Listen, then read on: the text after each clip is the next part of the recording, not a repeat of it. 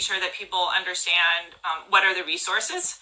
I never thought we'd have so many videos of hand washing, for example, but that's just one example, but we've served so many different areas to make sure that users are getting the right information. We've actually seen a 75% increase in the news coming from authoritative sources since the beginning of 2020. So we've seen a lot of demand there. But then we also— What does that mean? That means an increase in video views for those? Yeah, and so we talk about that as raising authoritative information. But then we also talk about removing information that is problematic. Of course, anything that is medically unsubstantiated, so people saying like, take vitamin C, take turmeric, like those all will cure you. Those are the examples of things that would be a violation of our policy. Anything that would go against World Health Organization recommendations would be a violation of our policy. And so remove is another really important part of our policy. So you're not just putting the truth next to the lie, you're taking the lie down. That's a pretty aggressive approach.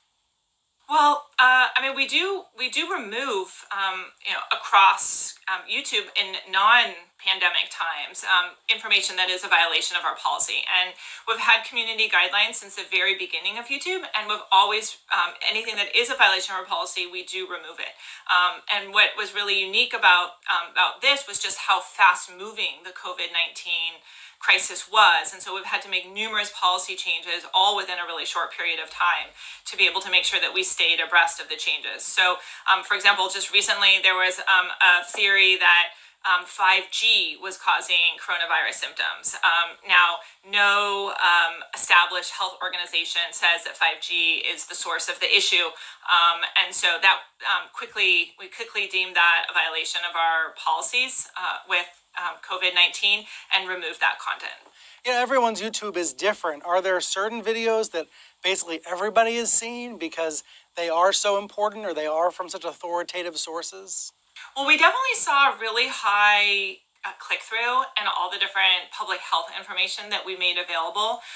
But this crisis has just moved so quickly. I think that's what the speed of it has taken away everyone's breath in terms of how quickly we move from just having a few infections, right, to having large parts of the world being under quarantine. And we certainly have seen how our users have changed. So first starting with just really basic information about what was coronavirus. Then we really focused on the stay-at-home messages and got that.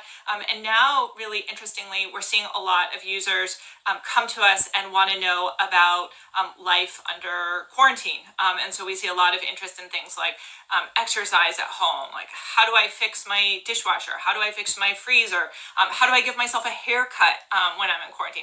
And so we've definitely seen an evolution across our platform in all these different ways. Do you think this crisis has caused YouTube to change in ways that'll be long-term? Well, I certainly have seen changes. I think in many ways we've seen an acceleration of our digital lives.